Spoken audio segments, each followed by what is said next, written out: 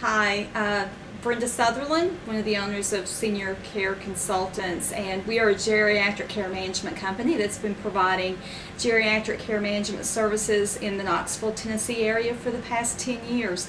And today we are working on our third installment in a series which we hope are answering our most often asked questions.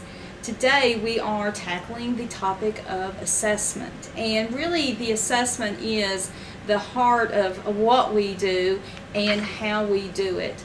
The assessment is necessary, and it is the first step in developing that care plan. The assessment begins with that first call or the first email or contact from it may be a referral source, it may be from a concerned family or a friend, or even perhaps the older adult themselves. And that first call is the beginning of our assessment process as we begin to gather necessary information, which is going to include those strengths and weaknesses and the goals and the needs of the senior.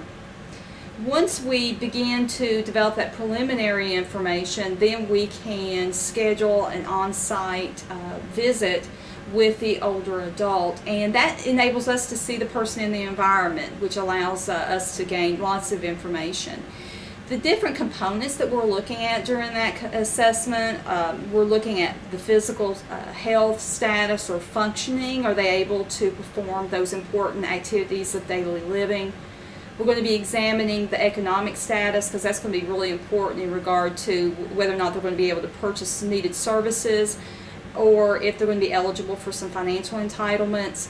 We're going to be looking at the mental health status, assessing for depression or anxiety, as well as environmental factors, including, is the home safe, are there stairs, are there hazards.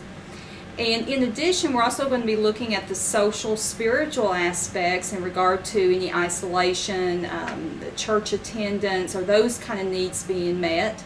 And then finally, importantly, the cognitive status will be assessed in regard to, do we have short-term memory problems, dementia, mental status issues that might be impacting their ability to live independently or to perform those activities of daily living.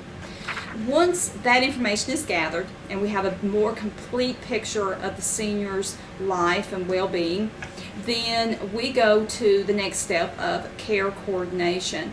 And at that point, we're trying to bring together the resources to meet those needs and desires as identified in the assessment. So the next installment, we'll talk about care coordination, that process. And if you have questions about an assessment, or you're interested in us visiting someone in the home to take a better look at their situation, just contact us. Our email is sendcare@valesouth.net. Our phone number, 865-579-5886. Thank you very much.